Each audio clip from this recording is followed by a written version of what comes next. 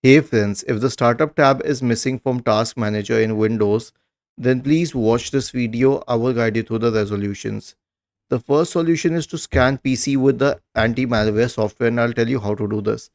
Press the Windows key and the R key together to open the run window. Type the command MRT and hit enter.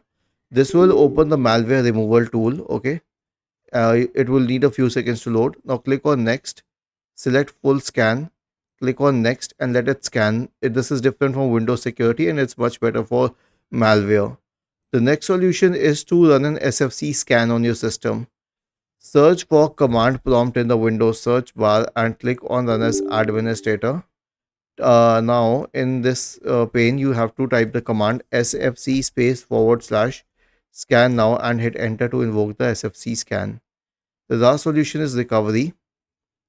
So search for recovery in the Windows search bar and select recovery. Click on open system restore. Select next. Select a good restore point. Click on next. Click on finish and finally click on yes to initiate the system restore process. Was this helpful? If yes, then please subscribe to the channel. If not, then let us know in the comment section of the video on how we could help you further. Thank you for watching this video and have a nice day.